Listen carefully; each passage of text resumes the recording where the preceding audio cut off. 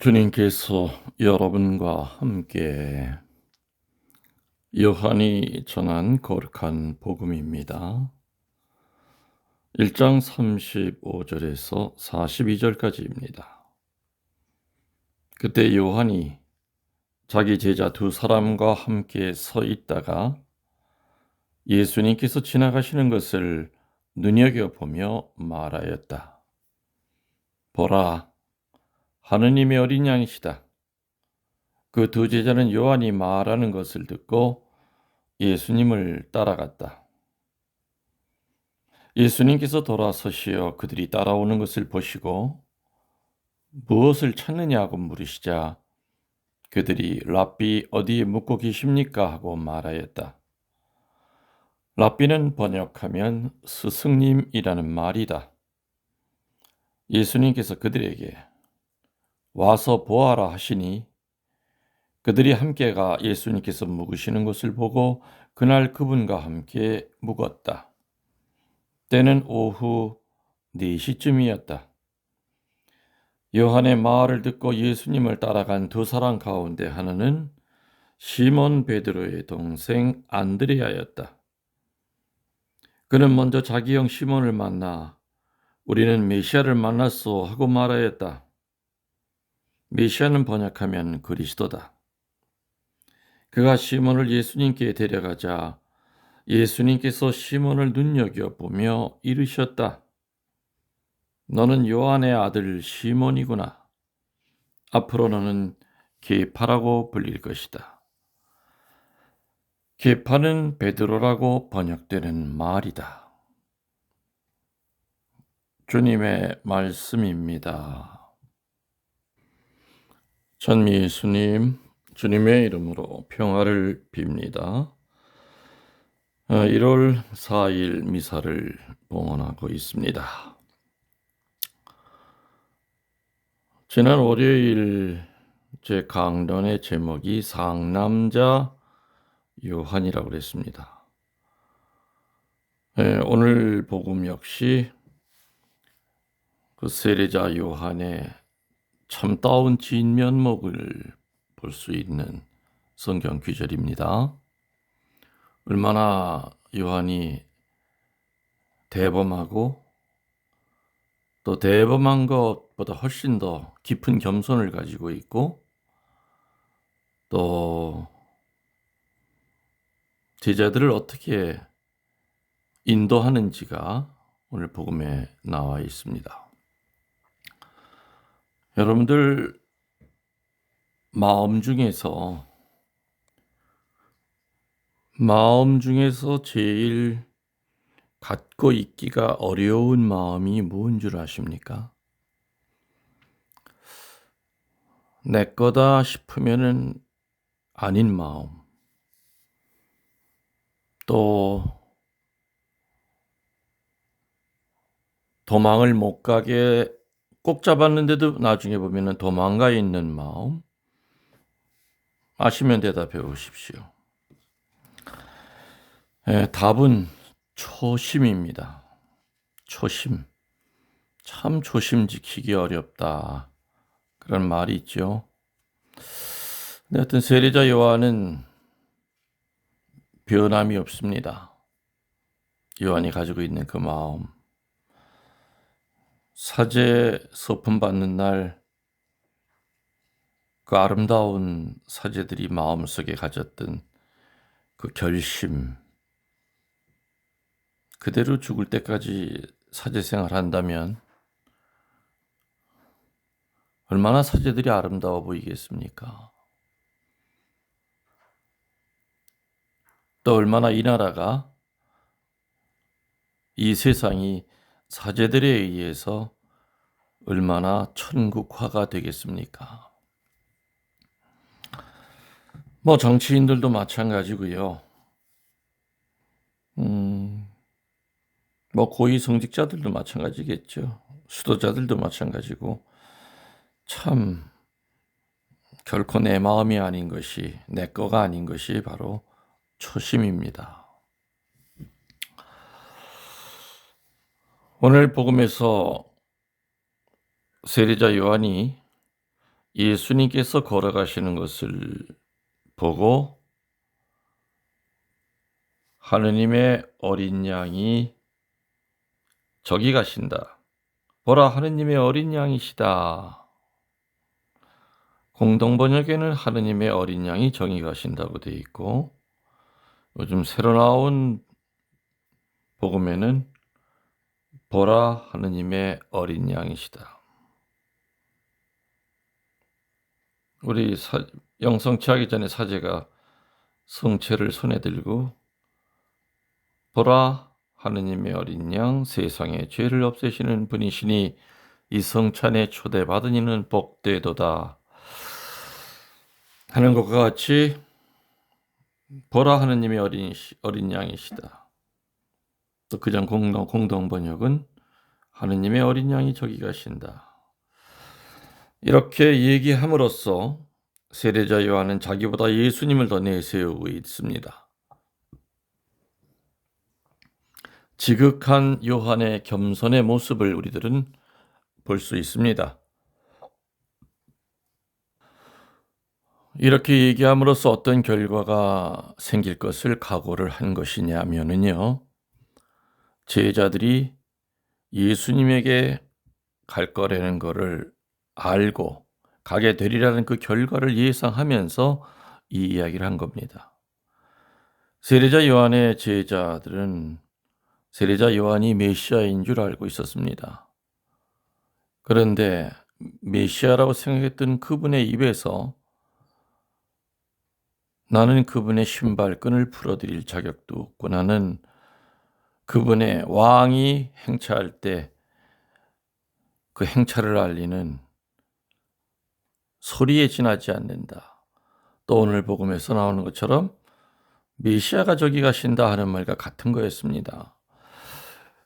그 얘기를 함으로써 자기의 제자들을 잃어버릴 수 있는 그 상황을 충분히 예측할 수 있었음에도 불구하고 세례자 요한은 하느님의 어린 양이 저기 가신다 하면서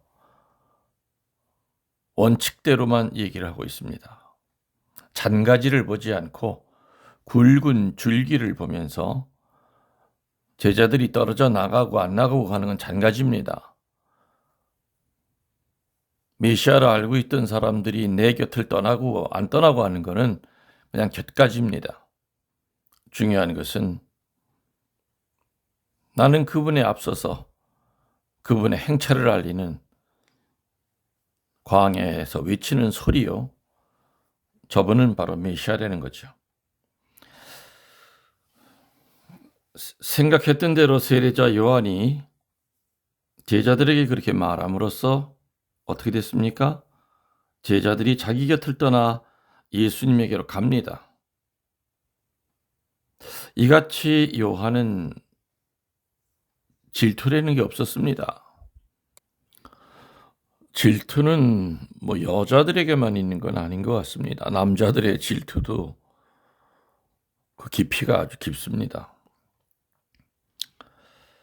요한에게 질투가 있었다면은 예수님에게 갈 것을 뻔히 알면서도 제자들 앞에서 하느님의 어린 양이 저기 가신다는 말을 절대 하질 않았을 겁니다.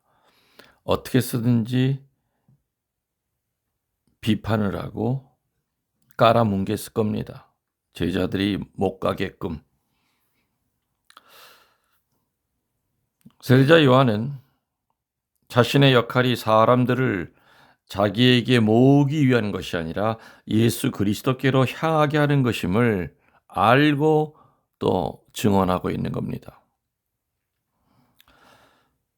한 번 최고의 자리를 향유했던 사람이 차석으로 내려가는 것을 만족하게 여기기란 인간적으로 대단히 어려운 일입니다. 그렇지만 요한은 오직 예수 그리스도만을 원했던 겁니다. 예수님 앞에서는 예수님의 신발끈을 메어드리는 그 위치만 되더라도 세례자 요한은 행복했던 겁니다. 김웅열 신부의 강론을 듣고 또 말씀을 듣기 위해서 이 사제에게 옵니다. 그 자체가 잘못된 건 아니겠죠? 세례자 요한에게 사람들이 모여들듯이 김응려 신부에게 사람들이 찾아옵니다. 강의 때라든지 피정 때라든지. 하나님 주신 그 카리스마를 이용하여 사람들을 불러 모을 수 있는 거, 거기까지는 그건 악이 아닙니다. 근데 중요한 것은 그 다음에 사람이 모이면은 그 다음에는 자리를 비켜서 예수님과 찾아온 사람들이 만나게 해 줘야 되는 거. 이것이 바로 목자의 모습입니다. 세례자 요한은 바로 그런 모습을 살았습니다. 저도 긴 사제 생활을 하면서 정말 아까 초심이라고 얘기했는데 정말 놓치지 않으려고 애썼던 거, 잃어버리지 않으려고 애썼던 게 바로 이겁니다. 교주가 되는 건 순식간이고 자기도 모르게 교만에 빠져서 이것저것 많은 사업을 벌려놨다가 결국에는 돈이 죄를 짓고 돈이 마귀짓하고 사제는 병들고 그런 경우가 왜 없었겠습니까? 하여튼 저는 이제껏 한 번도 예수님의 자리를 탐낸 적도 없고요. 내가 또 좋아하는 그 세례자 요한의 모습대로 초심을 잃지 않으려고 무던히 애쓰면서 지금까지 살고 있습니다. 그래서 만일에 나라고 하는 그 개인을 좋아해서 다가오는 사람이 있다면 저는 훨씬 더 뒤로 물러났습니다. 그래서 늘 평행선을 유지하려고 애를 썼습니다. 그리고 아무튼 제일 중요한 것은 저렇게 찾아오는 사람들이 예수님을 만나고 돌아가야 된다. 예수님을 만나기에 최선을 다해서 저는 이제껏 살았다고 자부합니다. 예상했던 대로 요한의 두 제자는 요한을 떠나서 예수님을 따르게 됩니다. 그런데 성경에 보면은 따라만 갔지 예수님께 가까이 다가서질 못합니다. 내성적이었기 때문에 정면으로 당돌하게 예수님께 접근하지 못하고 일정한 거리를 두고 예수님을 따랐습니다. 우리는 예수님 가까이 하기 참 쉽지는 않습니다. 예수님을 같은 걸음걸이로 세상을 살아가기가 정말 쉽지 않습니다. 예수님을 닮기가 쉽지 않습니다. 아무리 길을 쓰고 가도 예수님과 우리 사이는 점점 거리가 벌어집니다. 그래서 우리 쪽에서는 절대로 예수님을 따라갈 수가 없다는 얘기입니다. 그래서 오늘 복음에 어떻게 됩니까? 예수님께서 제자들에게 오십니다. 참 감동입니다. 자꾸만 뒤로 뒤처지는 그 둘을 보고 예수님께서 가다가 뒤로 돌아서서 반대로 제자 쪽으로 다가오십니다. 우리가 기어서 갈 때 예수님은 걸어서 빠른 걸음으로 우리에게 다가오시고요. 우리들이 걸어갈 때 그분은 뛰어서 오시고요. 우들이 뛰어갈 때 그분은 날라서 우리에게 먼저 다가서십니다. 그러면서 먼저 말을 건네시지요. 너희가 바라는 것이 무엇이냐 하십니다. 이 말을 들은 우리들도 똑같이 예수님의 이러한 질문에 대답을 해야 될 겁니다. 여러분들 뭐라고 대답하실 수 있겠습니까? 너희가 바라는 것이 무엇이냐? 무엇을 찾느냐? 같은 말이죠. 내가 예수님을 따르고 있는 그 목적은 어디에 있다고 할 수 있겠습니까? 여러분들이 왜 예수님을 찾고 계십니까? 나는 무엇을 바라고 있는가? 내가 한 세상을 살면서 찾아 얻고자 하는 것이 무엇인가? 다 다를 겁니다. 어떤 사람들은 세상에서 안전을 구할 겁니다. 안정된 지위를 좋아하고 인생의 요구를 넉넉히 충당시킬 수 있는 돈을 좋아하고 인생 만년을 위해서 업적을 쌓기를 좋아하고 그래서 물질적인 문제에 관한 최소한의 근심마저 덜어줄 수 있는 안전을 구한다는 얘기입니다. 이 안전을 구한다고 하는 것이 나쁜 목적이라고는 결코 할 수 없습니다. 다만 이것이 인생의 낮은 목적은 될 수 있겠으나 인생을 영원히 지켜주는 참된 목적이 될 수는 없다는 얘기입니다. 또 어떤 사람들은 자기들 나름대로 스스로 소유하고 있다고 생각하는 재능과 능력에 부합한 지위, 명성, 특권이나 권력을 또한 구합니다. 이건 역시 나쁜 목적은 아닙니다. 그러나 그 모든 것은 이 세상의 시간과 공간에 제한이 되어 있기 때문에 영원한 삶을 결코 제공해 주지 못합니다. 무엇을 원하느냐 하는 이 예수님의 질문에 요한의 제자들은 뭐라고 대답합니까? 랍비, 어디에 묵고 계십니까? 어디에 계십니까? 그거 알기를 원한다는 것이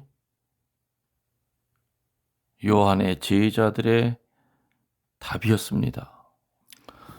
이들의 대답은 참 의외였습니다. 나한테 뭘 하냐 이 말을 할 때 이 두 사람은 우리들이 흔히 생각할 수 있는 답 뭐 있겠습니까? 당신이 정말 메시아인지를 확인하러 왔습니다. 라든지 정말 내가 이제껏 모시고 있던 스승보다 선생님은 급이 다르신 분입니까? 나를 제자로 써 주십시오. 우리 둘을. 뭐 이런 답을 할 것 같았는데 엉뚱하게 생뚱맞게 어디에 계시는지 어디에 묵고 계시는지를 알고 싶습니다. 다시 말하면은 그분이 어떤 일을 하시려고 하는 거가 궁금한 것이 아니라 그분이 계신 것이 더 궁금했던 겁니다. 왜냐하면은 그분이 계신 곳을 알면 찾아갈 수가 있습니다. 찾아가고 난 다음에는 제자가 안 되고 그거는 그 다음번의 문제입니다. 제자로 만일에 써 주신다면은 그분이 분명히 인도하는 대로 따라만 가면 됩니다. 그래서 지금 이 자리에서 나에게 뭘 원하느냐고 물었을 때 이 제자들의 대답은 대단히 현명한 대답이었습니다. 주님 계신 곳이 어딘지 알고 싶습니다.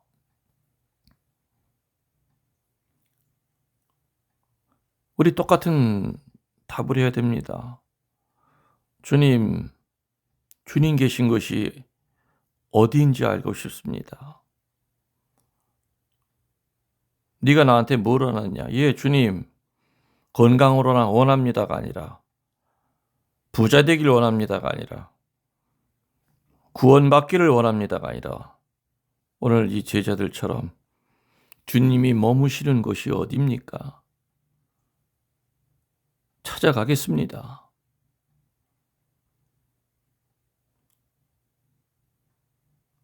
찾아가고 난 다음에 그 다음에 여러 가지 영적인 일은 그 다음에 해결할 문제였던 겁니다.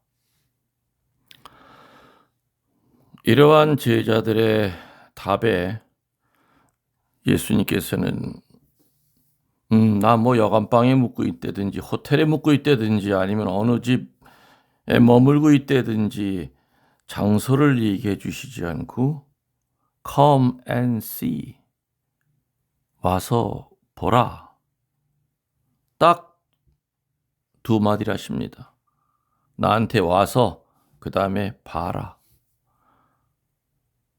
오는 게 먼저 중요하다 이거지. 오지 않고 어떻게 볼 수 있느냐.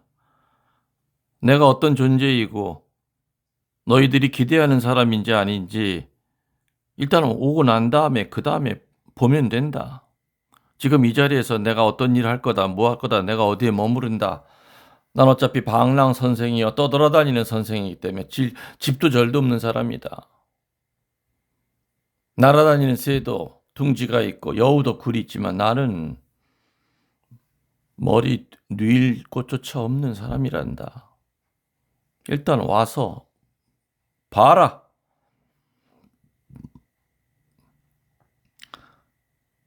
와서 보라고 했을 때 예수님은 이 두 사람을 초청했을 뿐만 아니라 예수님만이 줄 수 있는 것을 이들에게 찾으라고 초청하시는 거지요.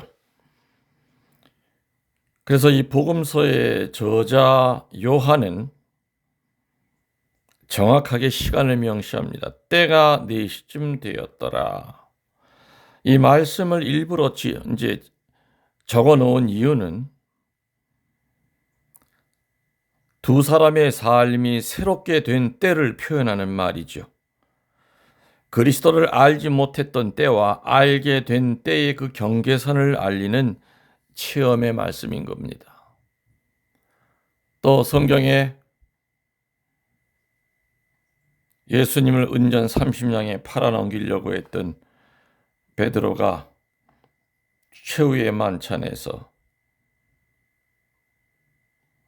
예수님을 팔아넘기러 나가고 난 다음에 또 뭐라고 표현되어 있습니까? 때는 밤이었다. 성경에 나오는 그 시간에 대한 그 단어는 굉장히 중요합니다. 경계를 얘기합니다.